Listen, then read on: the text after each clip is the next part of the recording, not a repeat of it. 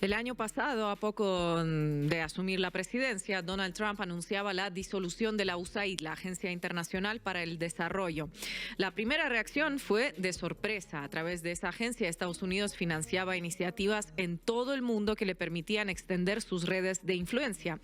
La USAID era uno de los instrumentos predilectos para proyectar mundialmente su poder blando. Además, era utilizada como fachada de la CIA para financiar iniciativas en todo el mundo sin que aparezcan sus dedos marcados de manera directa. ¿Qué implicaba su disolución? ¿Cómo debía ser leída? Estados Unidos renunciaba a ejercer influencia, el imperio renunciaba a ser imperio. Hoy sabemos, un año después, que el imperio, lejos de renunciar a su condición, se propone ser más imperio que nunca y con Donald Trump muestra su peor cara, la más violenta. ¿Cómo leer entonces la disolución de la USAID un año después? La punta del ovillo para responder la pregunta la encontramos en una nota de The Guardian. Quienes quieran ver el tema con más detalle lo pueden encontrar en nuestra emisión de La Base del pasado 7 de abril. ¿Qué dice esa nota? Pues que el Departamento de Estado envió un cable a todas las embajadas y consulados con la firma de Marco Rubio e instruyó a las dependencias diplomáticas a contrarrestar los mensajes hostiles, expandir el acceso a la información, exponer el comportamiento adversario y elevar las voces locales que apoyan los intereses estadounidenses. ¿Cómo hacerlo? El mismo cable ordena reclutar influencers, académicos y líderes comunitarios para promover narrativas pro-estadounidenses, pero que al mismo tiempo sean percibidas como orgánicas y no digitadas por un actor extranjero. Difícil. Las instrucciones de Marco Rubio a los embajadores en todo el mundo también ordenan coordinar las operaciones y aquí es cuando se pone más interesante con la unidad del Pentágono dedicada a la guerra psicológica, actualmente llamada MISO. Dice que las oficinas diplomáticas deben coordinar su trabajo con las operaciones psicológicas del Departamento de Guerra y menciona un aliado para esas operaciones, la red social X, propiedad de Elon Musk. Además, instruye a las oficinas y embajadas a que aumenten la disponibilidad de noticias internacionales y análisis traducidos a los idiomas correspondientes para que puedan ser replicados por medios locales. Primero tenemos la disolución de la USAID y un año después aparece esta filtración con el Departamento de Estado ordenando a las embajadas reclutar influencers y coordinar los esfuerzos con la unidad destinada a las operaciones de guerra psicológica. Con esas dos premisas podemos volver a la pregunta inicial. ¿Cuál era el significado de la disolución de la USAID? El imperio no renunciaba a ser imperio, ni tampoco a ejercer su poder blando. Lo que sí se proponía era modificar la forma en que se ejerce el poder blando.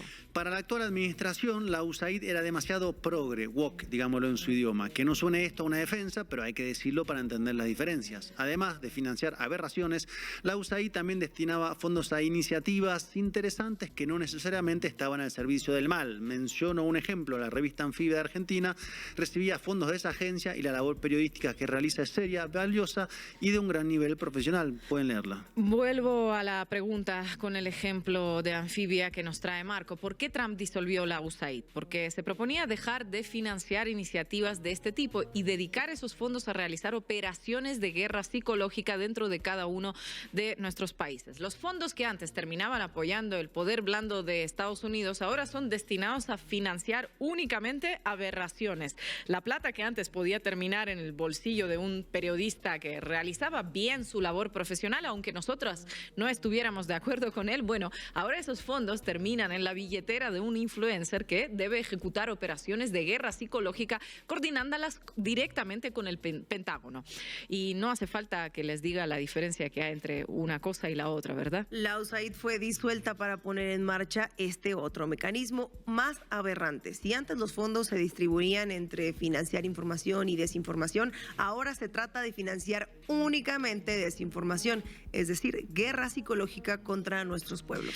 Traigo nuevamente una máxima que siempre tenemos que tener presente cuando hablamos de las redes de ultraderecha y de los ingenieros del caos. El autor fue Steve Bannon. La estrategia de estos sectores para ganar la batalla cultural es inundar todo con mierda. ¿Se acuerdan, no? Disolvieron la USAID porque no largaba suficiente olor, necesitaban algo más potente, algo más fuerte. ¿A qué país tenemos que dirigir la mirada en este momento para ver cómo opera este mecanismo a Colombia. Porque en pocos días hay elecciones presidenciales y Estados Unidos busca impedir el triunfo de Iván Cepeda. La misión para los próximos 11 días es contaminar la opinión pública con el olor más fétido posible. El canal Señal Colombia y la revista Raya revelaron cómo funciona la versión local de esta cloaca. Se llama Proyecto Júpiter y es liderado por Jaime Bermúdez Merizalde, ex canciller durante el gobierno de Álvaro Uribe y especialista en comunicación. Nuestra compañera de Diario Canal Red, Diana Carolina Alfonso, señala en una nota publicada en el diario que Júpiter es un manual de guerra psicológica aplicado a las elecciones presidenciales del próximo 31 de mayo, mañana nomás. Los documentos filtrados indican que Bermúdez, en reuniones con empresarios, señaló que la estrategia está dirigida a la transformación cultural. Atención aquí, para ello pide a los empresarios generar miedo, indignación e incertidumbre entre los trabajadores de sus empresas. Para hacerlo, instruye que en horario laboral se dicten talleres democráticos, con muchas comillas esto de democráticos. Agrega que deben llegar hasta junio, cuando se produzca la segunda vuelta en las elecciones presidenciales. El objetivo real de los talleres es infundir miedo bajo la amenaza de perder el empleo si el pacto gana en las elecciones presidenciales. Entre los aliados del proyecto Júpiter aparece el nombre de un medio, La Silla Vacía, y también el de una persona, Luis David Duque, un mercenario dedicado al marketing político. Duque participó en Honduras de la campaña de Nasrías Fura, donde fue señalado por coordinar acciones de desinformación digital. La empresa de Duque, Estrategia y Comunicaciones, recibió más de 3.684 millones de pesos colombianos por parte de las administraciones anteriores para clasificar a los periodistas como opositores o amplificadores negativos. Actualmente forma parte de la campaña de Paloma Valencia, la candidata apañada por Álvaro Uribe, donde funge como jefe de debate. Pero para conocer al peón hay que conocer al rey, dice nuestra compañera Diana Alfonso, y el rey es el argentino Fernando Cerimedo. La revista The Economist lo calificó como el hombre maga en América Latina. Cerimedo participó de la última campaña electoral de Jair Bolsonaro y luego impulsó la campaña en redes sociales para desconocer el resultado. Esto le valió ser investigado por intento de golpe de Estado y la justicia brasileña lo señaló como núcleo de desinformación y ataques al sistema electoral. Antes de eso, ya había estado en Chile en 2020, en el marco del plebiscito constitucional, publicó una encuesta falsa en el Mercurio que señalaba un empate técnico. El empate resultó ser un módico 78 a 21%. En 2022 volvió a aparecer en Chile, esta vez vinculado a la difusión de panfletos apócrifos que alertaban sobre el fin de la casa propia si la nueva constitución era aprobada. Ahí sugería que el Estado podría expropiar los hogares a los chilenos. Un año después, Cerimedo volvió a aparecer, esta vez en su propio país. Su expertise en desinformación, noticias falsas y sus mercenarios digitales fueron puestos al servicio de la campaña de Javier Milei. También fundó La Derecha Diario, un medio que ahora busca replicar en otros países de Latinoamérica y principalmente aquí en México.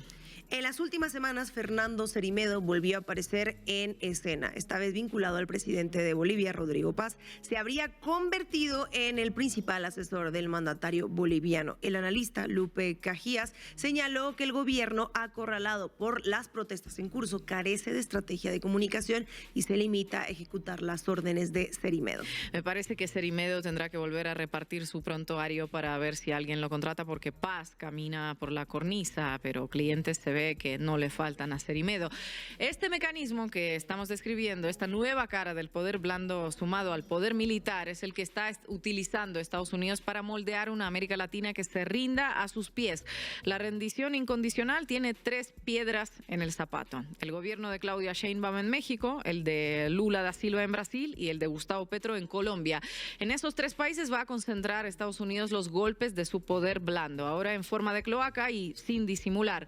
En estos 11 días que nos separan de la elección presidencial en Colombia, por ahí vendrán los tiros y ya estamos advertidos. Lo que veremos no será información, sino operaciones de guerra psicológica coordinadas desde el Pentágono. No porque lo diga INA, lo dice un cable del Departamento de Estado. Hasta luego y gracias por avisar.